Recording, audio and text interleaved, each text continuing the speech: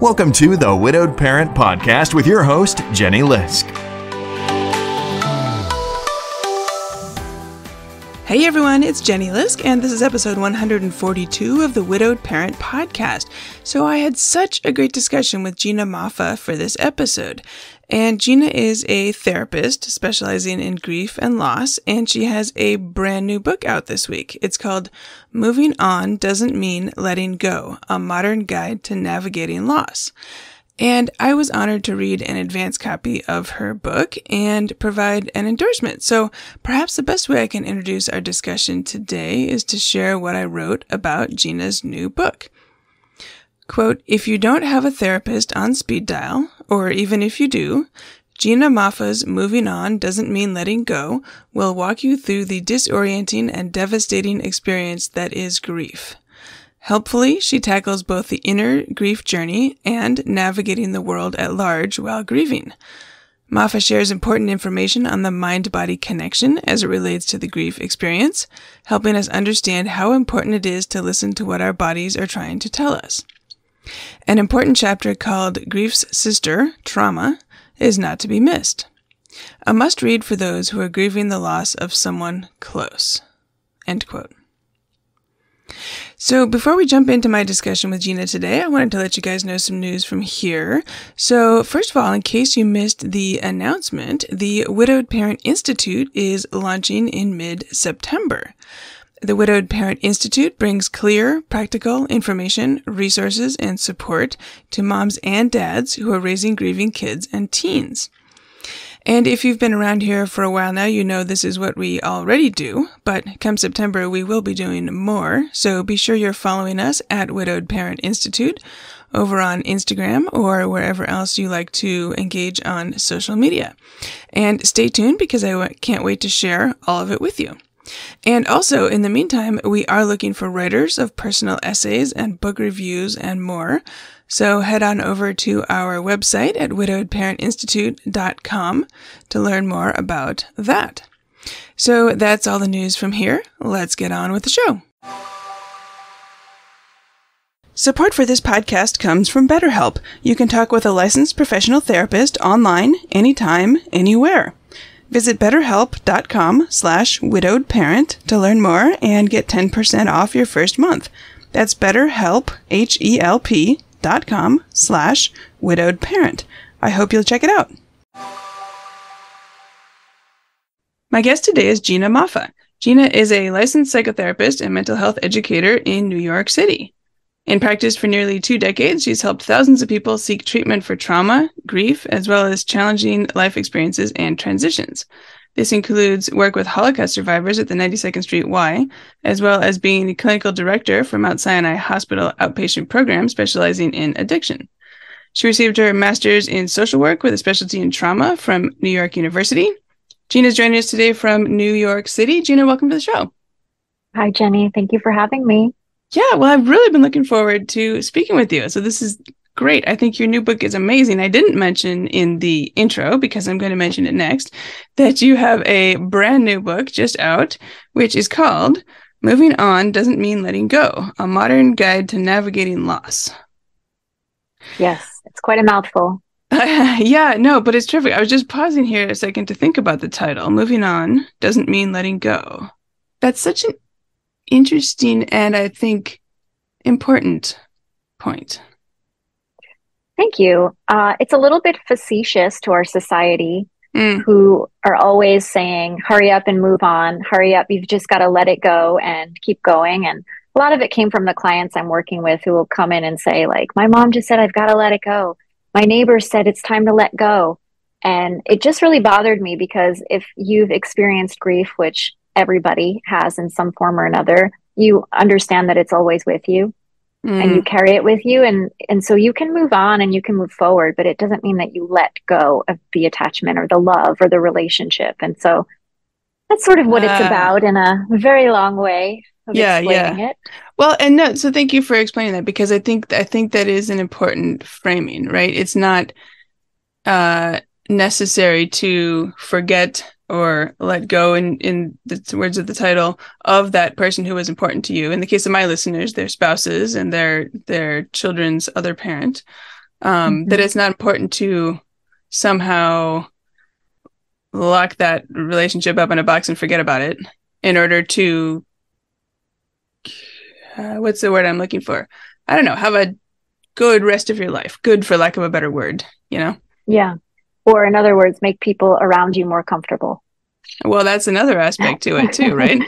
Which reminds me, okay, so the book is in two parts, and that second part, let's see, I'm looking at all my notes here. Let's see. The first part is about the inner grief journey, and then the second part is about navigating the world at large while you're grieving. And I thought that was an interesting and a useful structure for thinking about this. Because somebody who's grieving, it does have, there's everything going on inside of me, whatever that is, whatever I'm thinking about, struggling with, whatever my experience is, there's that part to deal with.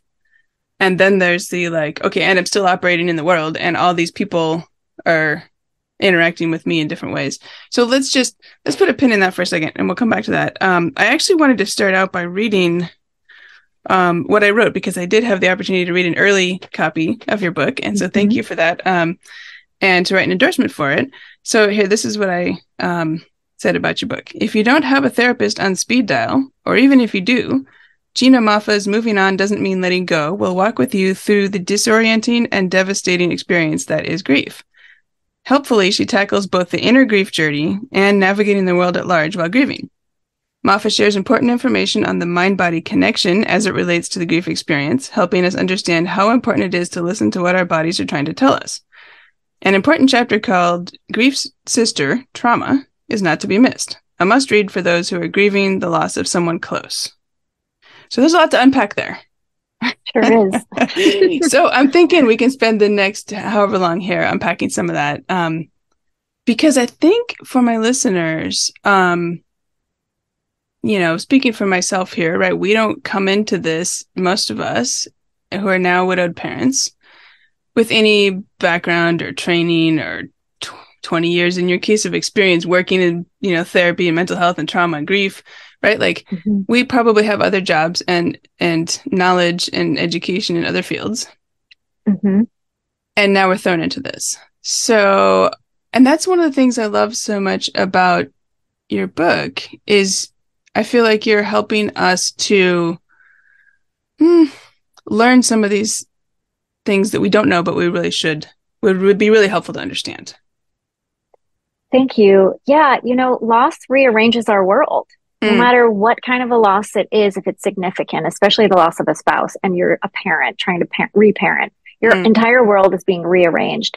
And for me, I believe that if we can understand what is happening to us, we have a sense of empowerment or agency over what to do next or what steps to take. Or even if we don't know what steps to take, we may know what we need in a clearer way. And I really, really believe that we owe it to people to educate them on what they're experiencing in an easy to understand way, right? Right. I don't expect anyone to understand, neuroscience or anything like that. But if we can explain what is happening and what the mechanism that's going on when you're in the midst of fresh grief, what's going on in your brain, what's going on in your body, the unpredictability that's happening in your entire orbit and then in your children's orbits. I think the best thing we can do is to provide some kind of validation and education to be able to look at it honestly and say, okay, now I know what's going on. So now I may be able to ask for help, or I may know what my needs are a little bit more. And that feels like one of the biggest and most important things that we can do for anyone else who's grieving, or even for ourselves. Yeah. Okay. So great. So before we dive into some of the information in the book, can you tell us a little bit about yourself and your practice? And how did you get involved in grief work? I became involved with grief work by way of trauma. Since we're talking about it, I specialized in trauma. It was something I was interested in since my undergrad days. September 11th happened, and PTSD became something that was more of a household understanding. Before that, nobody knew what PTSD or trauma really was before that event. It was something we understood as, war trauma or combat veteran trauma. something that started with Vietnam, but we really didn't understand what trauma was. One of the things that surprised me in all of the research of trauma and all of the ways I was even practicing trauma early on, was that we never really talked about grief. And we never talked about the importance of understanding the before and the after, and how somebody experiences that, and how we have to redefine relationships in our lives or our roles in life, our way of seeing the world at large. There's so much that changes. And again, like I said before, rearranges in our lives. And we didn't talk about that. So I became really interested in talking about grief, and working with Holocaust survivors for some years was obviously filled with a lot of grief. And again, we talked about trauma. We didn't necessarily always talk about grief. And so I became more and more interested in grief. So I did more training and I learned more. And I've had my own losses, the loss of my mom, the loss of people in my life in different ways, and death related and not. And, felt like it was something that we really needed to have more readily available in both therapeutic care and just out in the world and educating people. So, so that's how I got into it. It was really by way of trauma. And, and I do work together with both of them concurrently. So it is, and the way that I work with each of them is remarkably similar. So, we can get into that later. But, that's basically my path. Yeah. Yeah. Okay. Well, thank you for telling us about that. One of the things I was thinking about here, coming into this, I, back up the clock a few years, I figured therapists, somebody with a therapist designation after their name must know about all these topics. Any topic that a therapist might, anxiety, depression, et cetera, et cetera, et cetera, et cetera, grief, right? And I mean, what I have learned since then, and tell me if I'm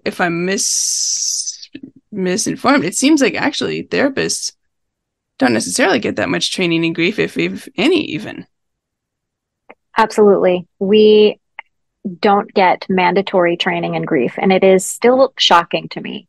It is an elective in graduate schools, and while I was there many years ago now at this point, it was barely an elective. There's a special course of study that kind of threads it together with spirituality and spiritual studies, but not actually kind of the clinical orientation of understanding loss. And to me, it does such an injustice to any sort of mental health care, anyone going into the mental health field, to not have that be a mandatory class or a core class, being that every person who enters our office will be affected in some way, shape, or form by loss, whether it is, a death-related loss or a non-death related loss, or an ambiguous loss, a loss without closure, somebody with, Alzheimer's, dementia.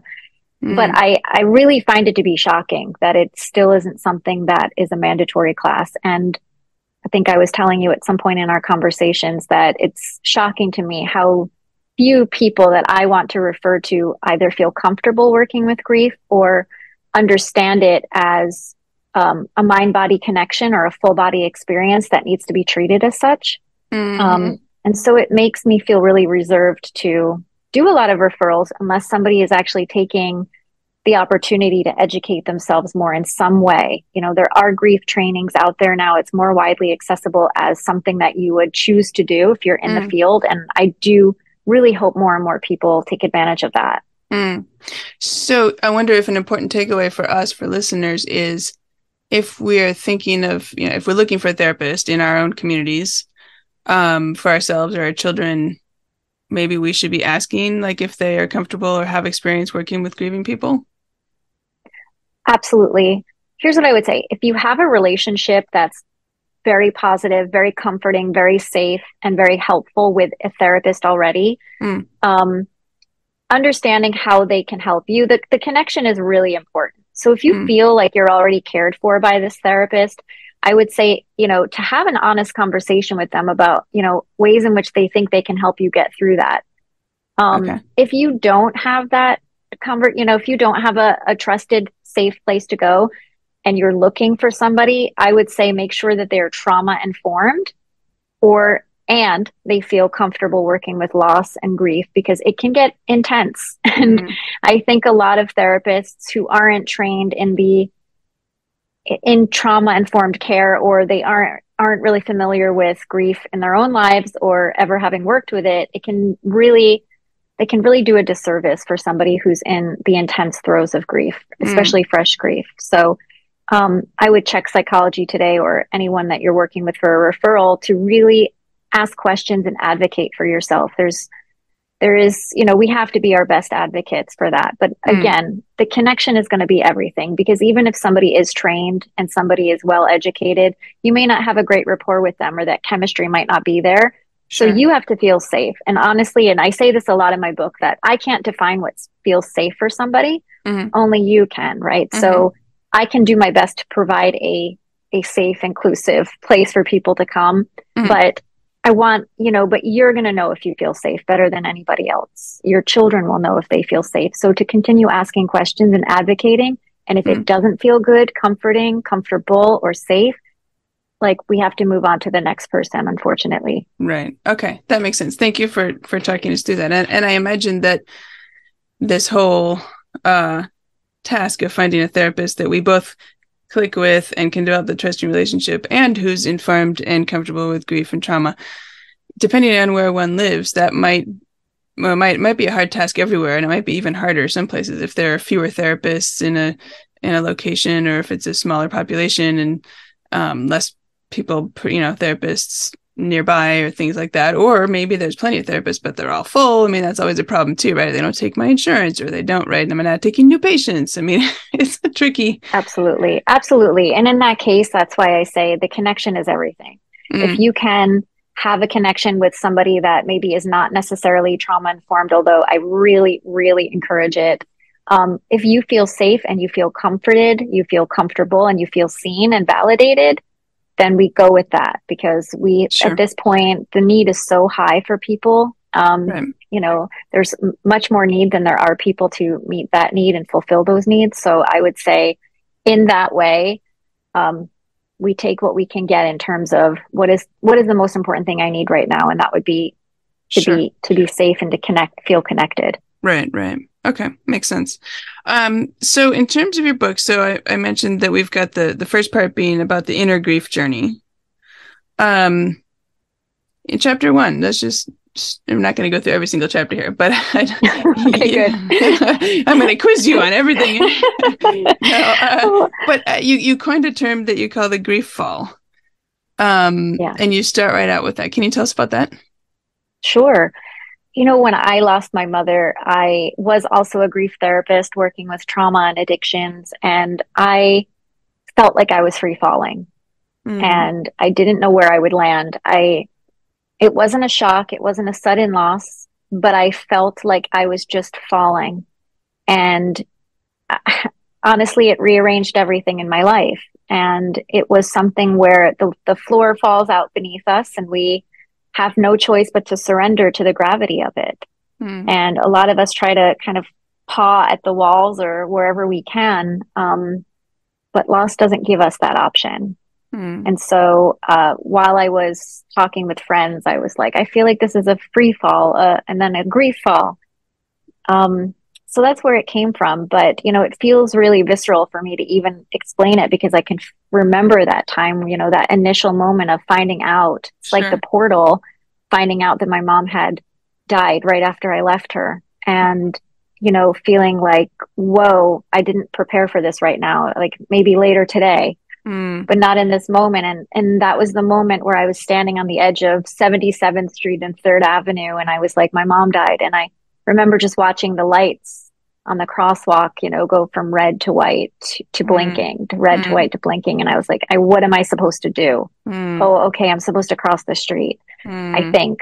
But it was a moment where I was like, I'm entering the portal. Now I'm a griever. And that was sort of upon landing, right? We get the information and it's this fall. And then it's like, okay, at some point I'm going to be a griever, and it's a different role to play. And different landscape to try to get used to. Yeah. Well, and so I wonder if you have any suggestions. I mean, if somebody finds themselves in this grief fall, this free falling situation they didn't ask for, that's devastating. Like, where does one begin? I mean, are there some kind of basics that we should be keeping in mind? The basics will come whether we're ready for them or not. Something that I think it's different for everyone, right? Because Mm, some people will be in survival mode because they will be too busy caretaking, parenting, trying to get back to work. For people who don't have bereavement leave or who don't get paid if they don't work, they're mm, going to be in survival mode. So it's not going to be something they can, it's a privilege to grieve sometimes, right? So that's not going to be something they can do. Some people will compartmentalize it because they'll have to get back to work. Some people will, ruminate over the last thing they said to the person who left or what the relationship was like. Um, and some people will, be really spiritual about it and say, okay, it was meant to be this way. So there's a lot of different ways that people will meet that grief fall and the landing of that grief fall. And mm, I think what feels the most important to share is to be really as honest as you can about what you're experiencing and what you're feeling, what your body is telling you that it needs. And when in doubt, to make sure that you're simply resting, accepting help that is coming your way tangibly, mm, getting enough water. I've had people go into the ER because of dehydration because they are just not drinking enough mm. water and they're crying so much or they're just not taking in enough food. Uh, And, mm-hmm, one of the first things that will go is really our sense of taking care of ourselves. We're busy mm-hmm. worrying about other people, our kids, or another sick parent perhaps, or, whatever our role may be. And we tend to sort of lose sight of what we need most, which would be just what we need to keep our bodies running, nourishment. Mm, So I would start there. yeah. And I recall there was one point in your book where you mentioned those things, and then I think you said something like identify where you need help meeting some of those needs, right? Like if you're not eating, I don't know, can someone bring you food? Or, what are the things? Maybe if you need sleep, can someone step in and do something that's preventing you from sleeping because you're trying to handle something? Absolutely. And sometimes we don't really know what we need. Yeah, We just know we need something right, and nothing feels good, right? right. Everything feels like it's hard. One of Mm, the things that I have that sort of answers that in a way is a note to our loved ones. And I address pretty directly. I almost want you to shoot it and send it to your loved ones or have mm, someone read that little note that I write to them, which is, thank you for loving someone that's grieving. Thank you for being the friend or the neighbor of someone who's grieving. Here's what they may need. And here's what uh, I would like you to say. And here's what I would like you not to do or not to mm, say. mm, Um, Sometimes we're so busy trying to do the right thing that we do nothing. mm, And so, in that way, I really would like to have a call to action for our communities mm. to chime in and say, okay, this person may not know what they need. So, if we get back to basics, bring them food in the non-reusable container. Going back to your email, Uh, bring them food. Pick up their kids if you know them and you have a right, close relationship. Whatever you can do, help with right, laundry, do something very tangible, and you know, and or just be there and sit there. And I'm going to sit there until some need pops up that you have. mm, mm-hmm, mm-hmm, Until then, I'm just going to be here and keep you company if you right, need it, that kind of a thing. But I right, think it's really important for us to sort of learn what our needs are. But when we're in the throes of initial fresh grief, it's really hard to know what that is. right, right. You mentioned the non-reusable container. I think you're referring to I told a story in an email where I think I've lost 3 very nice glass Pyrex casserole dishes over the years because it didn't occur to me pre-grief, pre my own grief. Oh, I'm taking someone dinner. I'm spinning my nice casserole dish. Of course, they'll give it back to me. They're my friend or whatever. And I'm sure they meant to give it back to me, but somehow I never. And I realized after like having my own loss, that it's because that extra task of keeping track of the dish, figuring out who it belongs to, coordinating with them to get it back, all those things. It's just like too much. Extra work. Yeah, extra work. Exactly. All right. So I also recall you mentioning in the book, shortly after your mom died, you got a whole bunch of other bad news about your apartment and then your job and then your health and then your favorite restaurant closed. Thank you for remembering the restaurant. It was a big loss. Yeah, well, and so this is interesting because I think maybe we could introduce some terminology here, right? And I think you even said in the book, like, sometimes I feel silly, like, worrying about a restaurant closing when I had all these other big losses, including my mother dying. And yet it was important. And it was also a piling on. Absolutely. It was a lot of secondary losses. I was actually at the cemetery burying my mother when my job called and said that they had sold the building and I needed to come and get my things because it was the building was for sale. That it was a location that was closing anyway, but we had time, except we didn't. And so I was like, well, I'm burying my mother right now, so it isn't a great time. I'm not going to be able to get there, and that was sort of the end of that. I went back to the city and under my door was a notice that our building had been sold and we had 30 days to vacate or pay, a much, much higher rent. Wow. And then now finding myself unemployed, that wasn't going to be something that was feasible. And so that very night I go to the restaurant I'd been going to for 10 years, every week, only to find out that it was the last night it was going to be open. Wow. Because of a landlord dispute. And I remember just sort of looking up and being like, really? Like, can all of this be happening at one time? And I remember, looking at my refrigerator at a magnet that said, my barn's burnt down, but now I can see the moon. And it gave me kind of a new way of trying to look at life in a way that was like keeping me present and feeling called to be the captain of my own ship in grief. But yeah, so it was a lot of secondary losses, a lot of compound loss. And I can laugh about it now because it was so incredible and so unbelievable at the time that I just felt like, what else, and then I wound up with health problems, because you're so busy not taking care of yourself and worrying about all the other things. And I think that's why I come back to basics so often, because grief takes endurance. And you can't do anything if you are not strong enough to do it, physically strong enough. And it's something that we take for granted that we'll always be able to keep going. But we are just humans, clumsy humans. And we do need to remind ourselves often to take good care of ourselves. It's not guaranteed. Yeah, yeah. So you threw a term in there, secondary losses, and I think maybe you called them cumulative losses or something like that. So can you just define those for us, please, before we... Sure. We have a primary loss, right? It might be, for example, I'll use myself, like the loss of my mother. And then there's all of the losses that come along with that too, which is, the loss of, my identity as a daughter, my role in her being her caretaker. There's, the house that then became something that we needed to deal with. There was a lot of different things that happened at once. For me, it was also my health that went with it, and the cumulative losses for me were also the loss of my job and the loss of my apartment. Gotcha.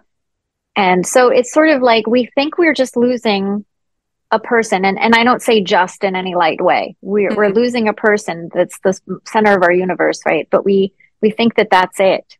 And we don't often realize all of the things that are going to come with that, the milestones that we're going to be missing, and, the anniversaries and the holidays and all of these things are secondary losses, the roles that we play. You weren't the wife anymore. And, there's a lot of this that we don't recognize. And it doesn't happen right away. It happens over time that we begin to feel these losses. I wonder if what you might call the loss of your imagined future or your assumed future, is that a secondary loss or something? Absolutely. Absolutely.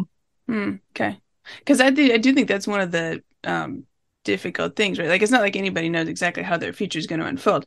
But like in my case, I assumed, that I'd spend the next bunch of decades with Dennis and, maybe we'd live here or there, or kids would do this or that. But you felt like there were some parameters within which things might unfold, right, in the coming decades. And then all of a sudden that, and that's a future that never happened, right? That was in my mind, what I imagined, right?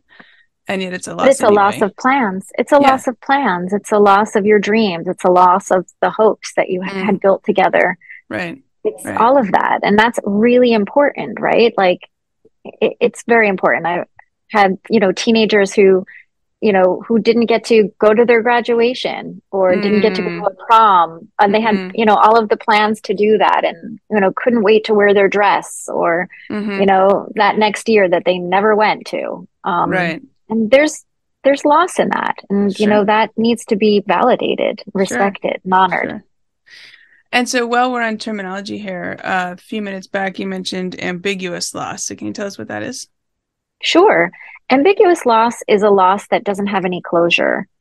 It can be if somebody is kidnapped or, like I had mentioned September 11th, if a body was never found. It can be somebody whose parent has dementia or Alzheimer's or a neurological disease that is progressive. It can be even addiction and severe mental illness that's progressive. So it's the body is there sometimes, the body is sometimes there and the mind is not there. Sometimes the body is missing. And so it's important to understand that because we so crave closure and we so crave answers and we so need that. And ambiguous loss takes that away from us. Okay, that makes sense. And thank you for going through some of these basics with us. I have two more to ask you about because I do think, for some basic grief education for people, right, who are coming into this new, right? There's another term you mentioned in the book, disenfranchised grief. So what's that one? Sure. That is when a society or a community deems our loss as not actually appropriate to be grieved, right? So it could be a gay couple that, in the community in which they live, they don't, their community doesn't count that as a loss of a spouse or a partner. It can be somebody, and this is kind of a bigger topic, is somebody who loses someone to suicide.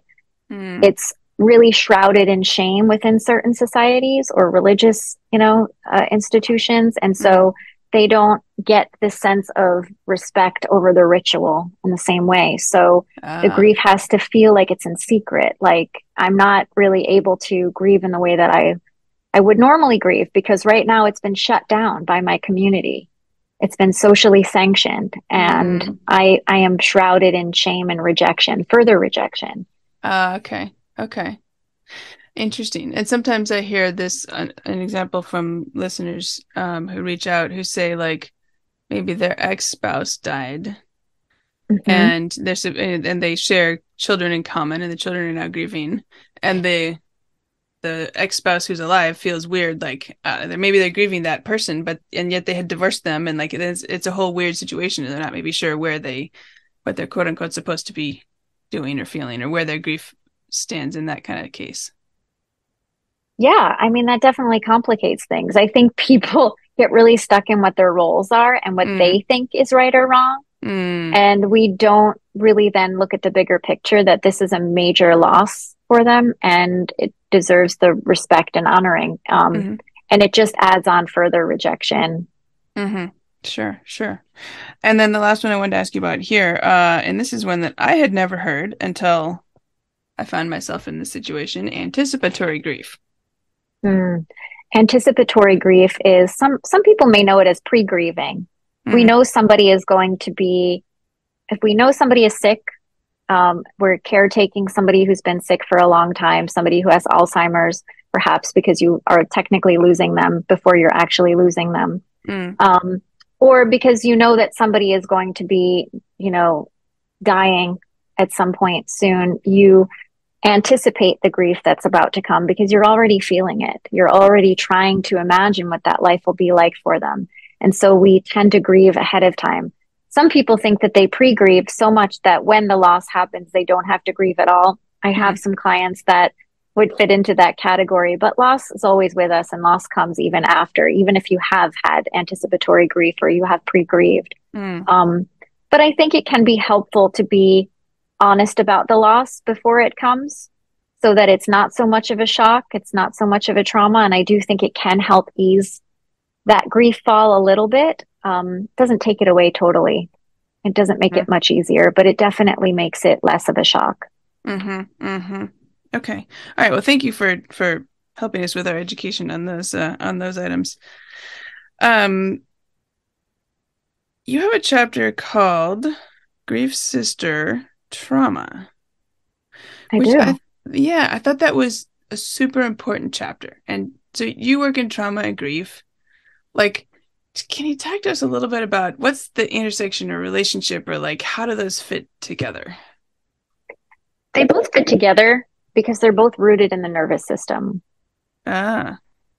It's really important for us to understand that loss can kick up memories of another painful loss. It can be something that reawakens a trauma. It can flood us with sensations that are very overwhelming, overwhelming our nervous system so much that we're not able to cope, depending on a lot of circumstances like type of loss, having a history of anxiety or mental health challenges, having a history of trauma, PTSD or CPTSD, or even complex or complicated grief.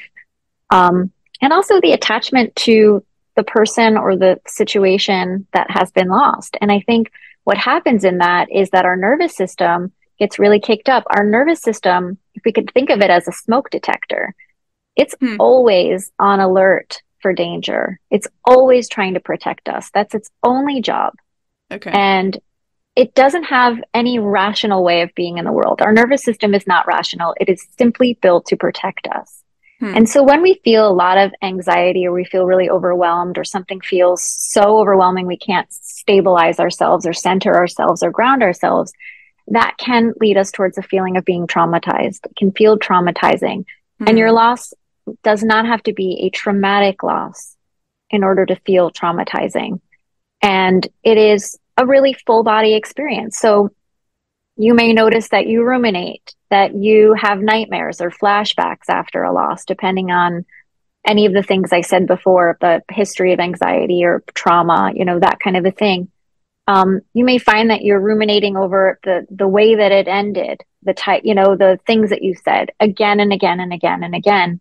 You may find that you have a lot of different symptoms that, lead you to have nightmares or that kind of thing. This is all our nervous system basically telling us that something is overwhelming our system. And what we have to do is get into our bodies, right? It's all rooted in the body. We have to find a way to calm our nervous system from a trauma response or from an overactive response to our losses. And, people will come and ask me like, but what if, it wasn't a car accident, or it wasn't something sudden, or it wasn't something violent, and I'm like, okay, how does your nervous system feel when we think about it, how we talk about it? How are you feeling in your body right now? Are you always panicked? Do you feel like danger is right around the corner, like you're going to lose somebody right now? That is kicking up our nervous system survival response. And I am never going to tell somebody that their loss wasn't traumatizing. That doesn't help. So what I will do is, we'll sort of do trauma-informed care, which means I like to get into the body. I like to understand how they're moving, how they're taking care of their body, getting somatic therapy or EMDR, something I practice, really getting the nervous system involved to take the sting out. It doesn't take away the loss. It doesn't take away the rumination or the hard parts of the emotions in loss, but it takes the sting out of them. And that to me is one of the ways in which we have to proceed after loss that feels traumatizing. We have to calm our nervous system down and let the smoke detector know that there's no fire and that it's okay. It will still be on alert because that's what it does, but it doesn't have to be going off. And after a loss, it will feel, depending on the things I said before, the type of loss, the history of anxiety, that kind of thing, it may be telling us over and over and over again that there's a fire. And so our work then as grief therapists or trauma-informed therapists or trauma-informed caregivers of any kind is to really work with the nervous system, because you're not going to know what you're feeling if you're in survival mode. Right. Grieving is a luxury if you're in survival mode. Yeah.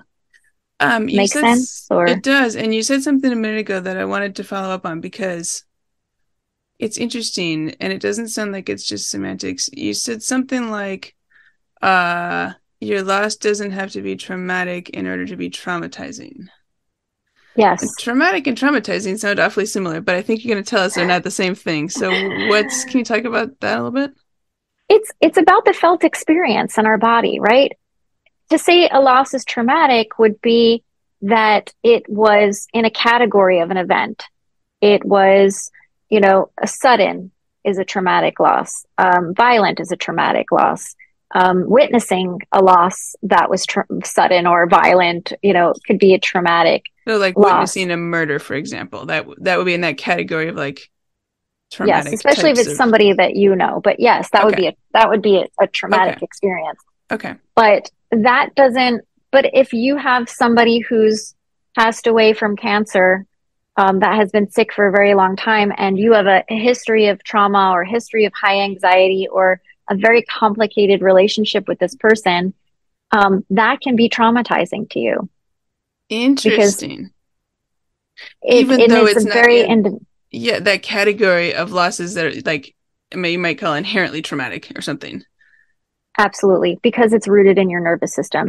And Mm. your nervous system is an individual nervous system, right? I can't tell you what your nervous system is experiencing. Mm-hmm. Everyone has their own smoke detector that will go off however often we feel like we're in danger or we're Mm-hmm. not not able to survive. If we have a history of complex grief or trauma or PTSD, our smoke detector might go off a lot more after a loss. Mm. And so that would mean that our loss is more traumatizing. Does it mean that it's traumatizing forever? No. But it means that the symptoms will be rooted in the nervous system. I know I'm saying the nervous system a lot because I want you to get used to that. Okay. All right. Because it's something that we can manage.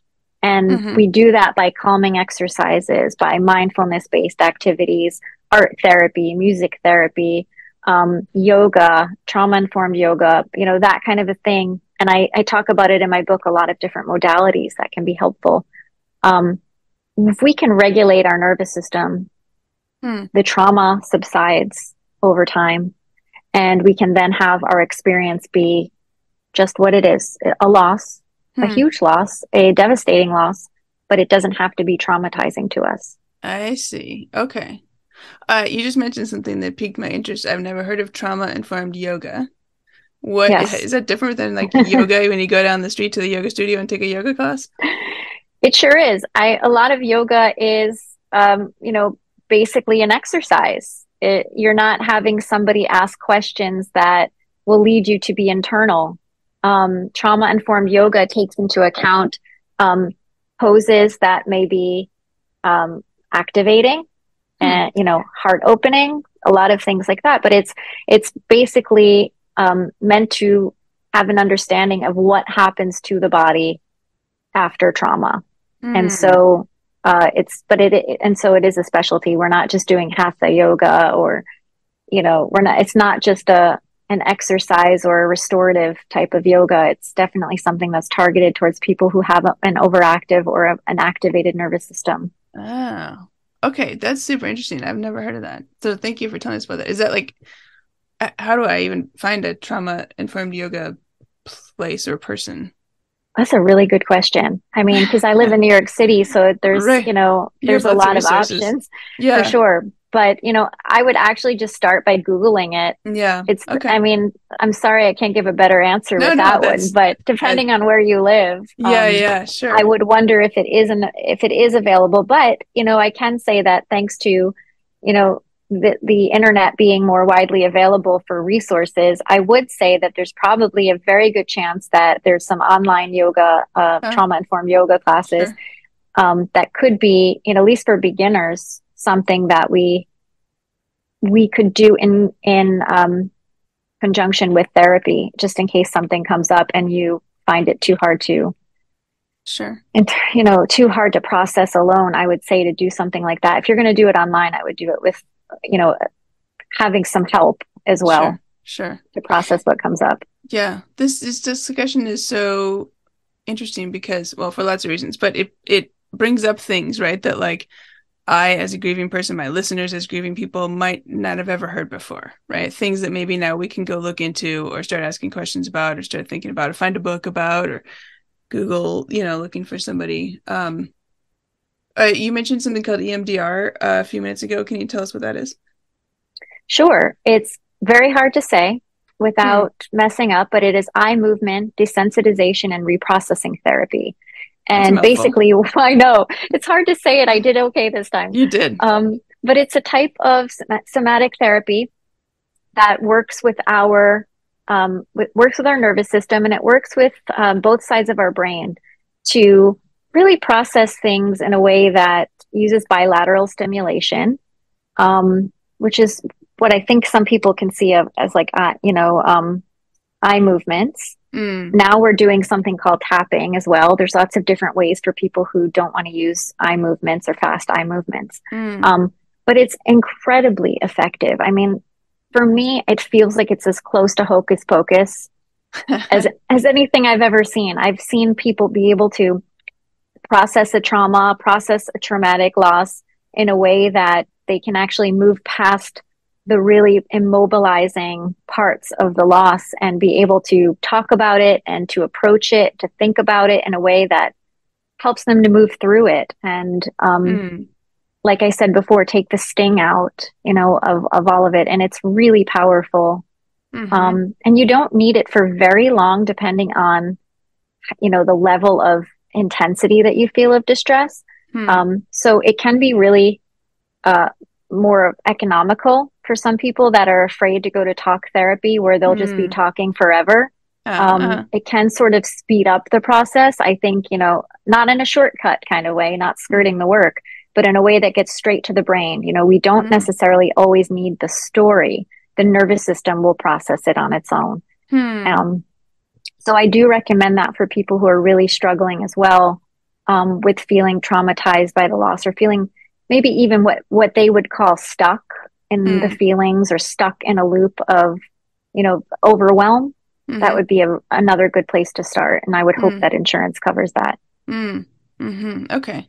So one of the things I'm taking away from this is that there are lots of things, modalities, maybe you call them, but anyway, to explore, that therapy can be talk therapy. It also can be many other things depending on someone's needs and what's going on with them. And that I guess the more we learn about some of these different options, the more we can consider what might be right for ourselves and our families. Absolutely. And I would say, look, grief is a full body experience. So what we want to do is give it full body care. It doesn't mean that you have to do somatic therapy. It doesn't mean that you have to do yoga and trauma-informed yoga.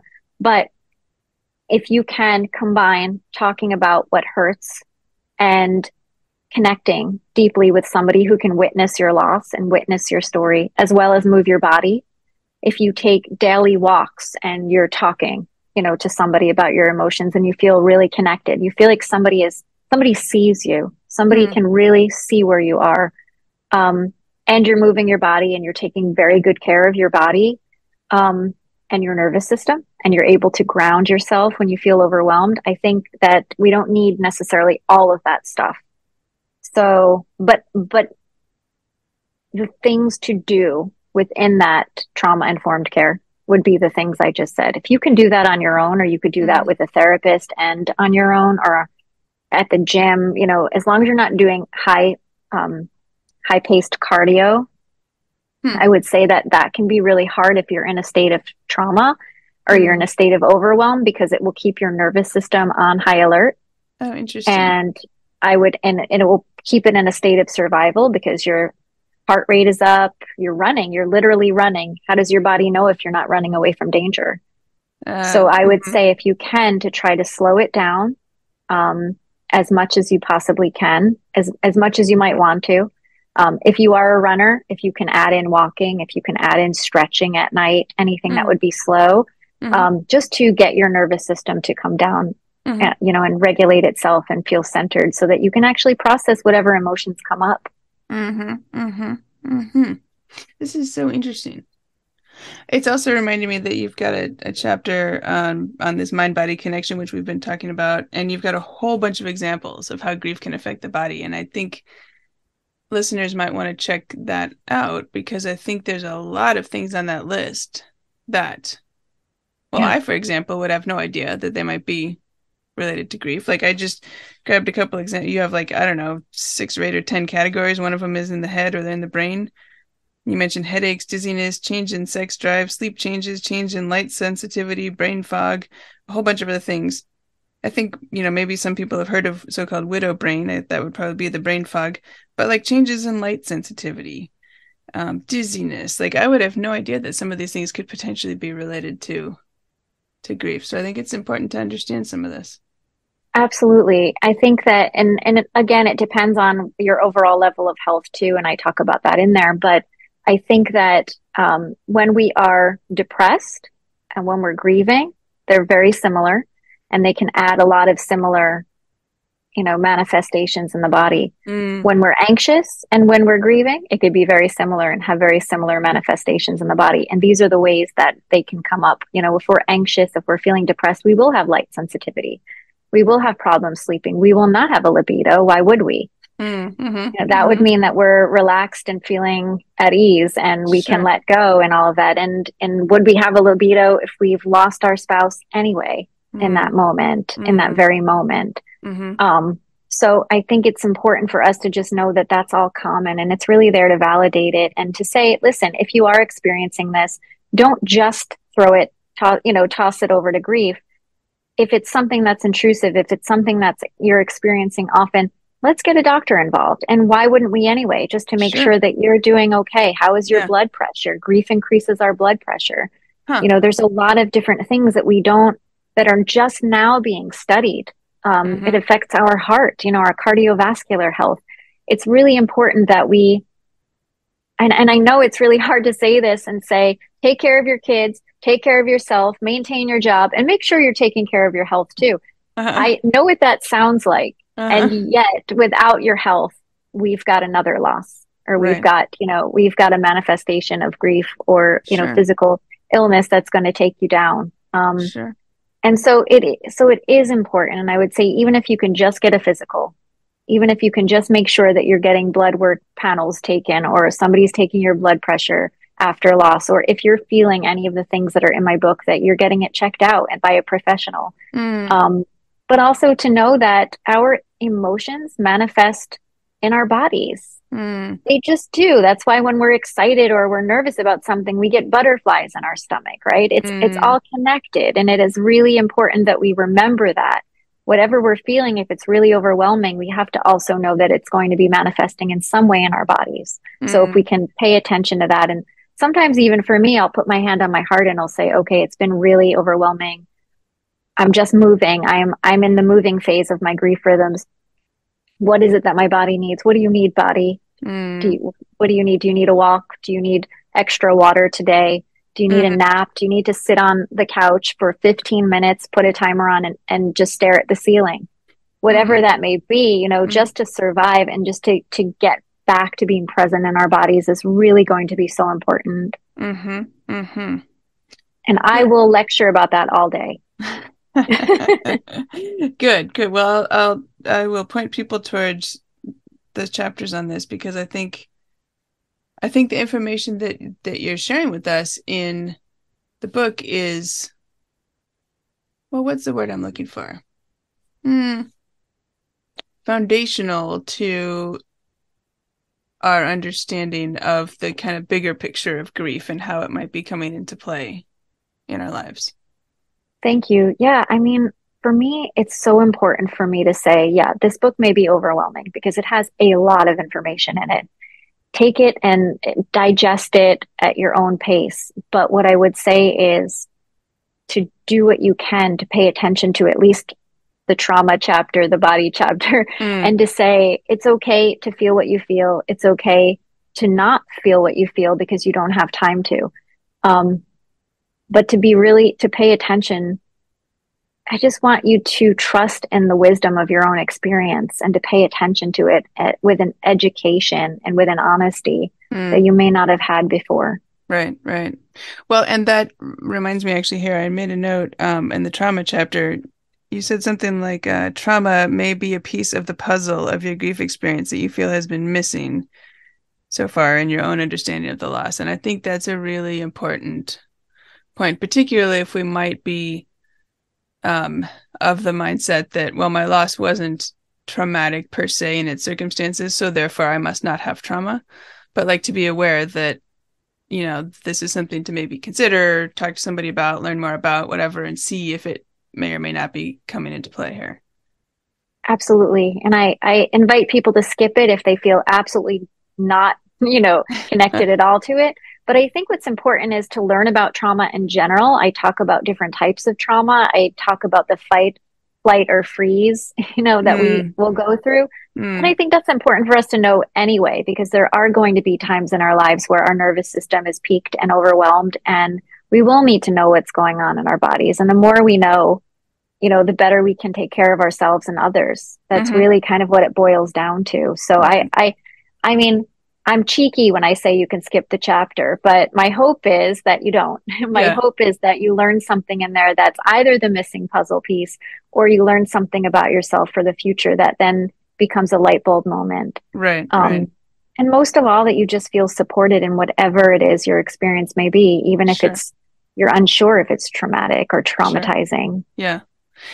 Gosh, we spent so much time on the first half of the book, part 1. I think we're going to have to direct listeners to part 2, which again is the navigating the world at large while grieving. But I'm wondering if you want to share 1 or 2 things with us on that kind of aspect of the topic. Sure. I do a lot of work with platitudes, right? I call it a platitude trap, which is to really talk to people on how we look at grief for ourselves and others. What have we been taught to say when people are experiencing loss? You're in a better place. I remember somebody wrote to me on my Facebook page that my mother had another angle. Haven't got another angle. Couldn't even be bothered, right? Couldn't be bothered to even check the spelling of angel, and either way, you're like, that's just, no. Right. And it talks a little bit about how grief illiterate we are as a society, but how we can ask for our own needs to be met. And also, like I said earlier, it directs us to somebody supporting a griever and saying, here's what you can do. Here's what you can say. It's not your fault that you don't know better. We haven't been taught to do better. We haven't been taught how to approach grief and loss with a tenderness and an honesty. We just haven't, and it's nobody's fault, but we can learn to do better together. So that's part of it. And another part is sort of, very, very basic, how to grieve and date, how to grieve and go back to work, the things that you need to do to take care of yourself, the things that you need to do if you're planning on going to an event and at the last minute you decide you can't do it. How do we get out of that? What do we do instead? How do we not feel guilty? How do we not feel guilty and obligated? Right. And these are very practical and real things that come up. They are, and I work with young people too who want to go back into the dating world, and or not young people who want to go back into the dating world, and it can be a really disconcerting, scary, experience. And it's okay. How do we know how much to share? How quickly? How do you know when this person is somebody that you don't, that is not for you, if they're not respectful of the loss? Like there's a lot that comes into it, what to do with one night stands. If we try to get basic, because these things are real and they're in our lives, and, loss doesn't preclude us from dating or being in a relationship or being married to somebody, who, or having a second marriage to someone who doesn't want to hear about our first marriage. Those are things we have to contend with a lot. And it's important to have guidance, but also to normalize that will be something that's possibly something that you come up against. Yeah. Good. Okay. So we good. Prepare as best we can. Yeah. No, I'm glad you gave us some of those examples. So now we all have something to go and read to find out all the answers on all those things, or all the. I appreciate it. I hope it's helpful. Oh yeah, for sure. I think. And also, I was just going to say, I would love it if somebody would reach out to me after and tell me if I've missed something too. Oh, okay. Well, we'll be sure to put your website in the show notes, and I'm sure people can reach out through your website. Absolutely, yes. Okay, good. All right, gosh. Well, I'm sure we could keep talking all the rest of the afternoon, my time, or evening, your time, about this, but we probably had better bring this to a close here. I always like to ask my listeners, or excuse me, not my listeners, my guests, one thing at the end. If you could say one thing to widowed parents, and maybe in this case, I'll ask if you could say one thing to widowed parents who are kind of struggling in newer grief, what would you say? I would say to not forget yourself. And I understand how hollow that can sound, and how trite it can sound. But in the midst of worrying about taking care of everyone else and making sure the kids are okay, please don't forget yourself. And not to take it all personally if you're not able to be super mom or super friend or super worker. That this is a total new landscape that is, we don't have the language, we don't have a map. And so all we can do is be as gentle as possible, as tender as possible with ourselves, and as compassionate as possible with ourselves. And those are not just words, those are calls to action. So that's what I would say right now, that, the world won't fall apart if you take time to take care of yourself. Yeah. All right. Well, thank you. I think that's a great place to end. So my guest today is Gina Moffa, author of the brand new book, Moving On Doesn't Mean Letting Go. So Gina, where can listeners find you and find your book if they'd like to learn more about your work? I would love that so much. You can find my book anywhere books are sold, literally anywhere. And you can find me at ginamoffa.com. I'm also on Instagram at Gina Moffa, LCSW. And I would love to talk with you. I'd love to be involved. I'm not on a pedestal somewhere. I'm doing the work, and I care about the community and being a part of helping, educating, and supporting. So reach out. Yeah. Terrific. Okay, good. Well, we'll put all those links in the show notes to your book, to your website, to your Instagram, and so forth, so that people can reach out, pick up a copy of the book for themselves. So yeah, fantastic. Well, Gina, this has been so great. Thank you for speaking with me today. Thank you so much. I love what you're doing. Congratulations. And yeah, just keep doing more of it. We need you. All right. Thank you. We need you too. I hope you enjoyed my interview with Gina Moffa as much as I did. You can find show notes and all the links at widowedparentpodcast.com. Look for episode 142. And if you're finding the Widowed Parent Podcast helpful, please consider supporting the show. It's easy. Just go to buymeacoffee.com/widowedparent. That's buymeacoffee.com/widowedparent. As always, thank you for listening. And until next week, remember, you've got this. Thank you for listening to the Widowed Parent Podcast with your host, Jenny Lisk. Connect with us on social media and at widowedparentpodcast.com.